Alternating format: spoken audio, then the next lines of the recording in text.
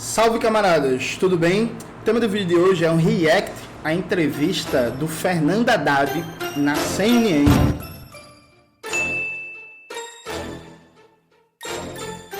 O ministro da Fazenda, Fernando Haddad, foi dar uma entrevista para a CNN. A entrevista é péssima, preocupante. É uma entrevista que o Haddad não fala de pleno emprego, o Haddad não fala de retomada do investimento público, o Haddad não fala de industrialização, o Haddad não fala de retomar a Petrobras, nenhum dos temas estratégicos para o Brasil, estratégicos para gerar emprego, para combater a miséria e a fome, o ministro da Fazenda, Fernando Haddad, fala. Alguém pode dizer assim, Jones, mas Petrobras é o tema do Ministério de Minas e Energia e do presidente da Petrobras, indústria com Geraldo Alckmin, não sei o que. Não, isso é falso, gente. O Ministério da Fazenda é o aparelho mais importante de formulação de política econômica do governo. Teoricamente, o Ministério da Fazenda deveria se ocupar globalmente de um debate sobre para onde vai a economia do país. É claro que, em última instância, isso fica a decisão do presidente Lula e tem participação dos outros ministérios, né? Ministério do Planejamento, Ministério de Minas e Energia, Banco Central e por aí vai. Mas assim, o Ministério da Fazenda não é só para pensar em contas públicas, em ajuste, em déficit e não sei o quê. Pelo contrário, isso é falso. E aí, a gente vai para uma parte da entrevista que é o Haddad dando corda para o discurso liberal pró-austeridade. O Haddad fazendo um debate sobre o André Lara Rezende. E o Haddad faz uma caricatura grotesca sobre qual é o debate do André Lara Rezende e de todos aqueles que fazem a crítica da austeridade, como é o caso, inclusive, desse que vos fala. Vamos ver o que é que o Haddad... Nós temos até os 45 da hora. Temos ainda 10 minutos. Eu vou pedir licença então para desviar um pouquinho do tema da reforma tributária e para uma questão mais conceitual. Ministro, o economista André Lara Rezende tem sido muito ouvido dentro e fora do governo. E uma das visões que ele sustenta de economia é a seguinte, o André ele diz que os países que emitem moeda, que são emissores da própria moeda, não correm risco de um default. Então, por isso ele acha que não existe risco fiscal. Você pode aumentar a dívida para facilitar o investimento público. Ele minimiza o risco fiscal. Eu queria saber a sua... Veja, a pergunta em si já é falsa. Não é que o André minimize o risco fiscal. O debate que o André faz e que várias outras pessoas fazem é que um país que tem uma dívida majoritariamente em moeda própria, uma dívida interna em moeda nacional e que tem soberania monetária, não fica sem dinheiro para pagar a dívida. Não existe isso de ficar sem dinheiro para pagar a dívida pública. Não existe isso de acabou o dinheiro. Isso não significa que dá para gastar de maneira descontrolada. Isso não significa que dá para sair imprimindo dinheiro, fazendo expansão monetária ao léu, sem planejamento, ou que a expansão do investimento público não tenha consequências. Isso significa só, único e exclusivamente, que é falso a ideia que existe um risco de não pagar a dívida interna em moeda própria, do governo ficar sem dinheiro. Isso é falso, isso é mentira. Isso é uma forma de fazer terrorismo fiscalista pela austeridade, pelo corte de gastos e por aí vai. Então, veja, se a dívida fosse 200% do PIB, se fosse uma dívida interna em real, mesmo assim não existiria risco do governo ficar sem dinheiro para pagar a dívida. O que não significa, inclusive, que pode deixar a dívida crescer indefinidamente. Ninguém debate isso, ninguém defende isso. Podem ver, inclusive, a entrevista do André Lara Rezende no Canal Livre. André Lara Rezende fala claramente, não é isso. A questão é que não existe um limite fiscal para a dívida, em que se chegar a 100% do PIB, 110%, o país vai quebrar, o país vai ficar sem dinheiro. Não é isso. Isso não existe, é mentira. A pergunta em si já é falsa porque não retrata o pensamento do André. Mas vamos ver como é que a Haddad responde. Sua opinião sobre a visão dele? Primeiro, prestar as devidas homenagens a quem, junto com o Parceria, elaboraram o Plano Real. Então, é um economista muito respeitado no Brasil pela sua história e pela contribuição que deu ao tempo do governo Fernando Henrique. Agora, eu não concordo com isso. Veja na resposta do Haddad já começa um problema. O Haddad reduz a contribuição do André Lara Rezende ao tempo que trabalhou com o FHC, que formulou o Plano Real. Então, quando o André Lara Rezende era um banqueiro que participava da fina flor da ortodoxia econômica do país e que ajudou sim a instalar o neoliberalismo no Brasil, a contribuição do André Lara Rezende era relevante. Nos últimos anos, nos últimos 4, 5 anos, o André Lara fez uma revisão teórica das suas perspectivas e começou a bater no fiscalismo brasileiro, nessa defesa desse terrorismo fiscal de austeridade, corte gasto, austeridade. Esse André Lara Rezende, para o Haddad, não tem contribuição. Jones, ele não falou isso diretamente, mas ele falou que a contribuição do André Lara Rezende foi o único momento que ele citou, na época que ele trabalhava com o FHC, quando o André Lara estava ajudando a instalar o neoliberalismo no Brasil. Então, se liga nisso. Não porque tenha risco de default. A nossa dívida, por exemplo, é em real. Certo. Que não somos a autoridade monetária que emite real, né? Não tem uma economia dolarizada, uma dívida dolarizada. Então, essa parte da história é verdadeira. Mas, para mim, um descontrole inflacionário, uma hiperinflação, uma inflação chega assim, como está acontecendo aqui. Aí veja a malícia. O Haddad reconhece a premissa do debate do André Lara Rezende. A dívida brasileira é uma dívida em real, uma dívida em moeda que a gente emite, que a gente é autoridade monetária, tem soberania monetária, portanto não existe o risco da gente ficar sem dinheiro para pagar dívida. Isso não existe, percebe? Isso não existe. Perfeito? Perfeito. Aí em seguida, o que o Haddad faz? Ele faz uma caricatura. Ele chega e diz assim, não, mas o hiperinflação, descontrole da inflação, mas peraí, quem é que defende descontrole inflacionário? Quem é que defende a hiperinflação? O André Lara Rezende defende hiperinflação. Os teóricos da MMT, a Teoria Monetária Moderna, como meu amigo Davi Decache, defendem hiperinflação. Ninguém defende descontrole inflacionário no Brasil. Ninguém defende que é bom ter uma hiperinflação. Ninguém. E dizer que não existe um limite fiscal estrito para o aumento da expansão do gasto público não significa, inclusive, dizer que dá para se gastar de qualquer jeito. Não significa dizer que, abre as torneiras de dinheiro aí e foda-se. Ninguém defende isso. Isso é uma caricatura. E aí, veja, o elemento de maior pressão inflacionária no Brasil é uma inflação de custos. É coisa como o PPI nos combustíveis. São os impactos da desestruturação de cadeias produtivas com a pandemia e com a guerra da Ucrânia. Por exemplo, hoje é muito mais caro você plantar no Brasil e circular alimentos. Por causa da guerra da Ucrânia, encarecimento do preço dos fertilizantes que são usados na agricultura brasileira, e por causa do PPI, o encarecimento do preço do combustível. Boa parte das mercadorias, dos alimentos no Brasil é transportado a partir de mecanismos rodoviários. Então, assim, o que está descontrolando a inflação, que está crescendo a inflação, fazendo pressão inflacionária no Brasil, é o PPI. Então, assim, quem é que defende a hiperinflação? Dizer que não existe restrição fiscal estrita para a expansão do gasto público não significa nem necessariamente dizer que se pode expandir o gasto público em determinada conjuntura. Hoje, no Brasil, pode. E a gente tem mais de 10 milhões de trabalhadores sem emprego, porque a gente tem capacidade ociosa na indústria, no comércio e nos serviços, porque a gente tem necessidades de consumo restringidas.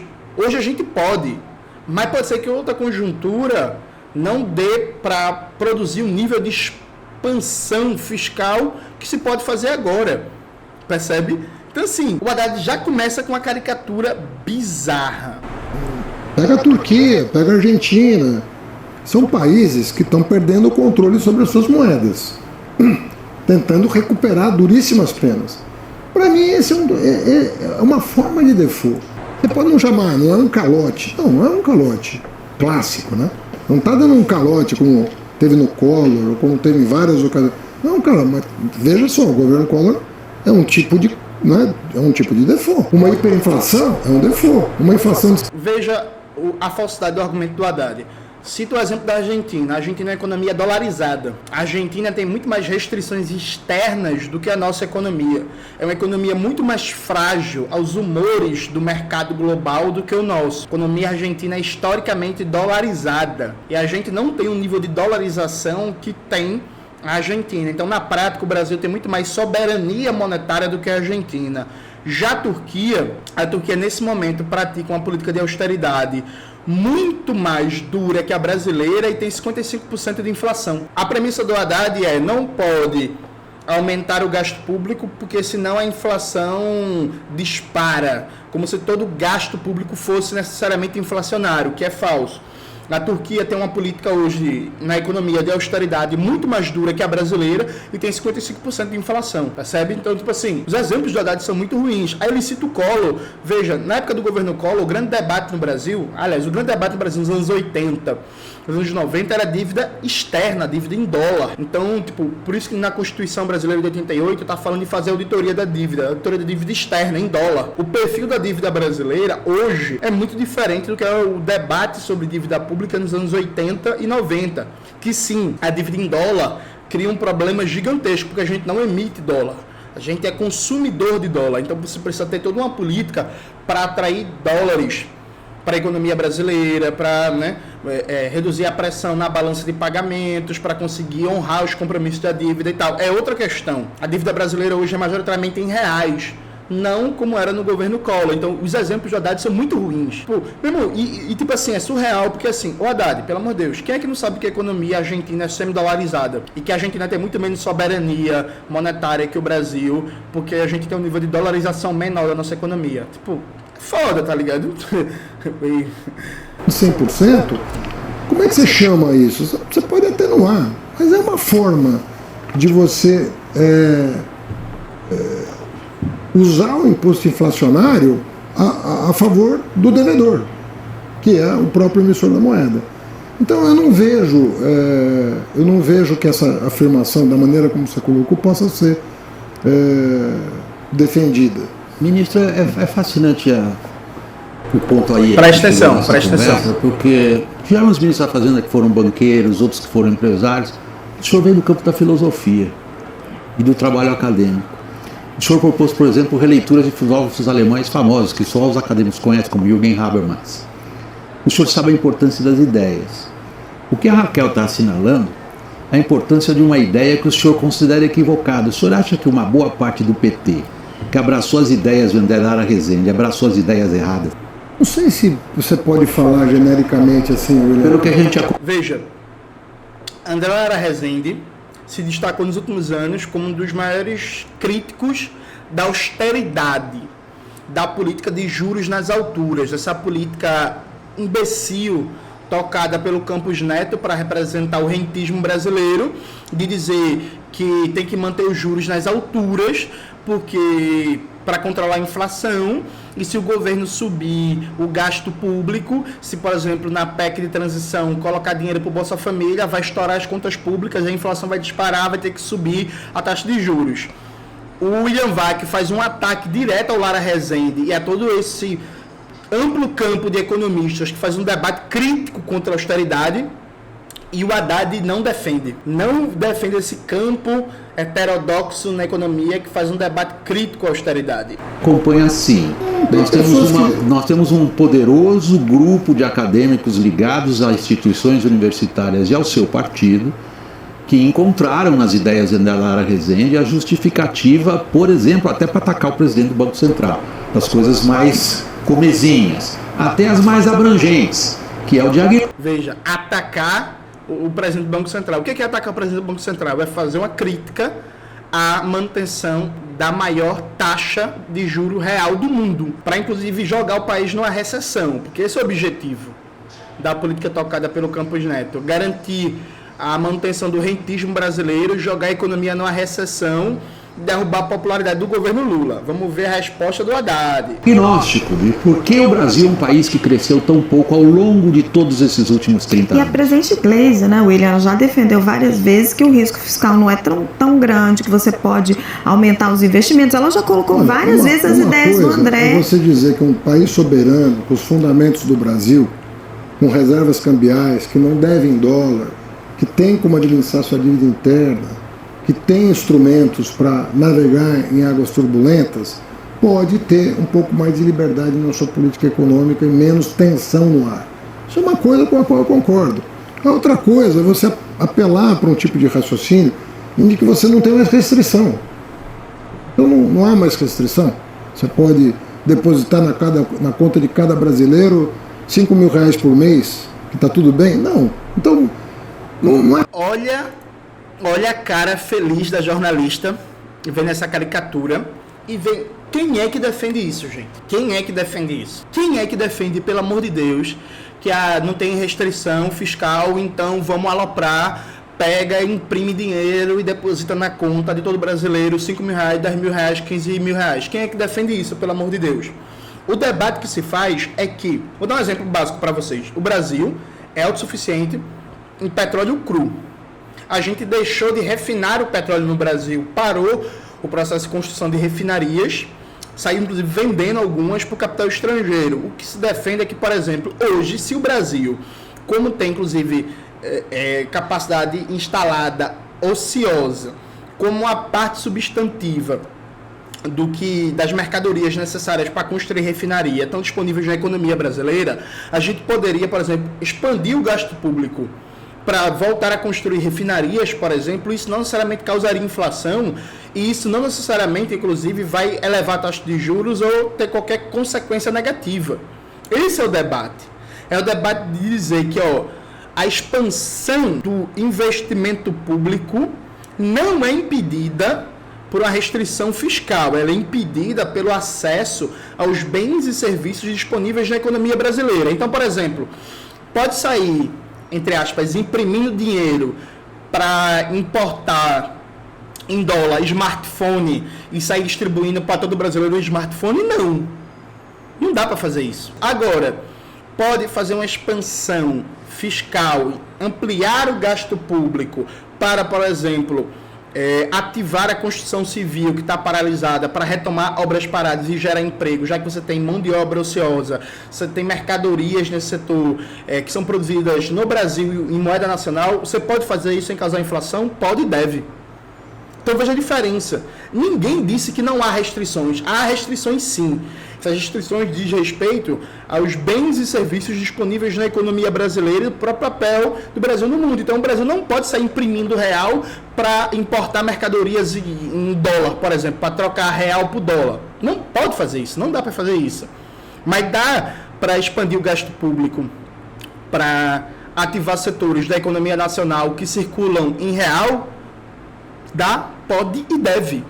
Então, a Haddad faz uma caricatura, e veja, uma caricatura nível monarque, nível liberais da internet.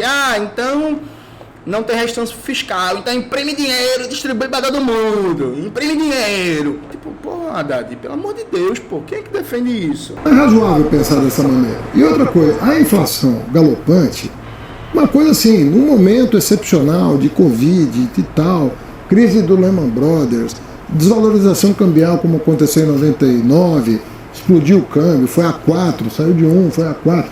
A inflação foi para 2 dígitos e tal. Tá bem.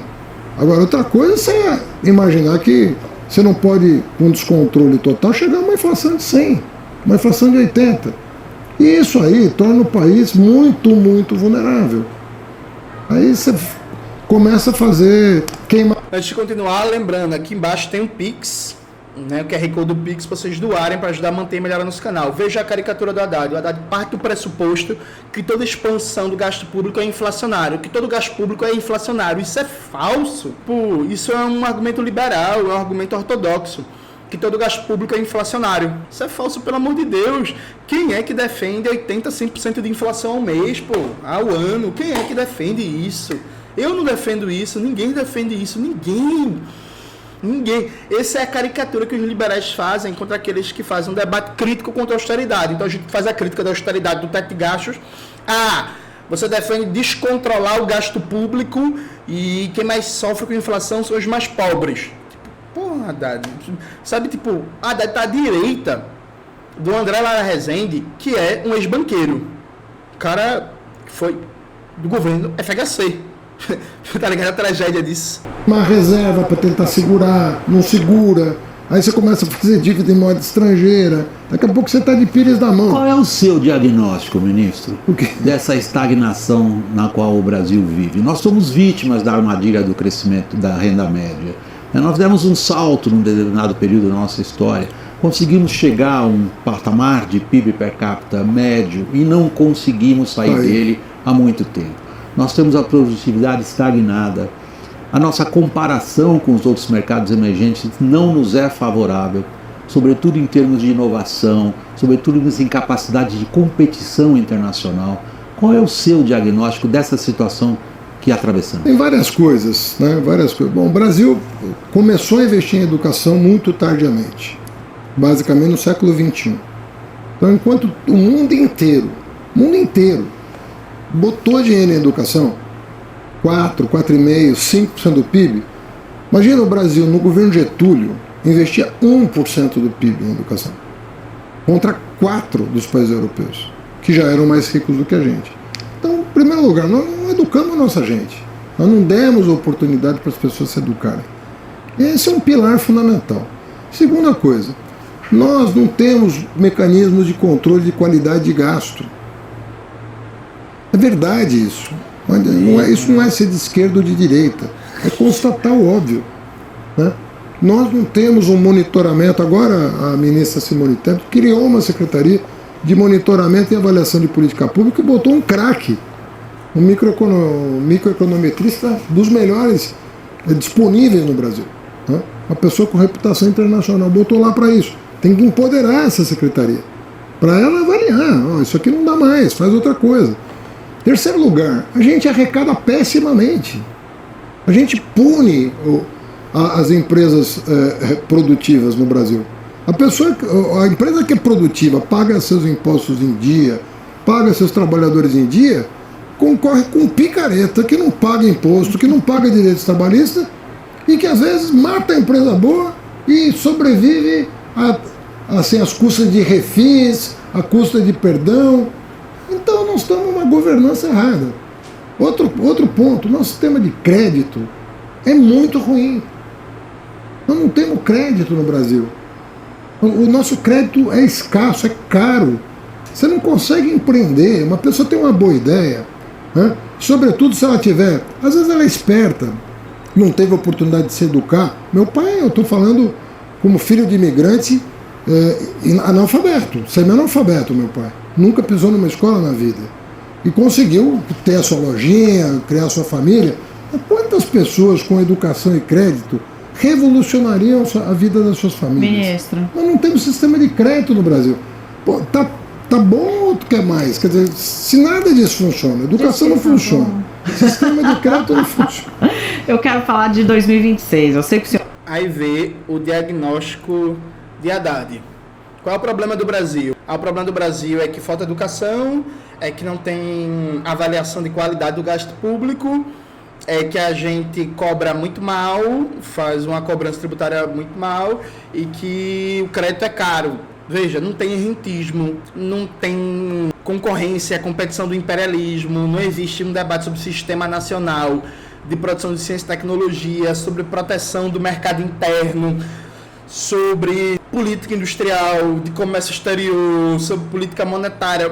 Por exemplo, o Haddad, ele simplesmente não faz um debate sobre, por exemplo, porque o Brasil cresceu muito pouco nos últimos 30 anos. Não existe, por exemplo, o debate sobre o neoliberalismo na fala do Haddad. Entenderam? O neoliberalismo, para o Haddad, não é uma das explicações de por que o Brasil cresceu pouco nos últimos 30 anos. O Haddad simplesmente não debate neoliberalismo, a política econômica do neoliberalismo. Eu gravei um vídeo para o canal em que eu falo que no discurso econômico, por exemplo, o Haddad está à direita do Ciro Gomes. Muita gente ficou puta da vida. Mas é isso, gente. Por exemplo, o Ciro Gomes, com todos os problemas, tenho 3 milhões de discordâncias com o Ciro Gomes, mas com todos os problemas, o Ciro Gomes faz a crítica ao neoliberalismo. Eu não concordo com a saída que ele apresenta, a alternativa que ele apresenta. Aí veja, o Ciro Gomes é um crítico do neoliberalismo. O Haddad não. O Haddad não consegue dizer a palavra rentismo, o Haddad não consegue dizer a palavra neoliberalismo, o Haddad não consegue falar de imperialismo, o Haddad não consegue falar das políticas de sabotagem da industrialização dos países periféricos. Percebe? O diagnóstico dele é todo liberal. É o diagnóstico de não, se a gente melhorar a educação, se a gente baratear o crédito, se a gente melhorar o sistema tributário do país, o mecanismo de arrecadação e de cobrança. E se a gente baratear um pouquinho o crédito, o empreendedor, aquele empresário, inovador, chupiteriano, vai resolver o problema. Então, o diagnóstico do Haddad é que industrialização, superação da dependência do subdesenvolvimento é uma questão do mercado privado. O Estado só precisa oferecer as condições gerais de melhorar o ambiente de negócios. Então, o Estado oferece boas condições para o empreendedor empreender, o empreendedor vai resolver o problema. Que desgraça, que miséria. Sabe? É assustador. Esse é o ministro da Fazenda do governo de esquerda.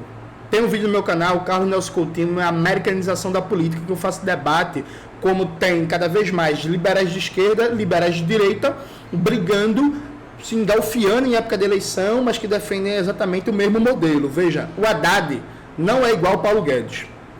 Paulo Guedes é um fascista, Haddad é um democrata. Mas Haddad e Paulo Guedes defendem o mesmo modelo econômico. E é isso que a gente nunca pode esquecer. É isso, galera. Espero que vocês tenham gostado do vídeo de hoje. Não se esqueça de se inscrever no canal, ativar o sininho, curtir esse vídeo, compartilhar e tudo isso que vocês já sabem. Um beijo e até a próxima.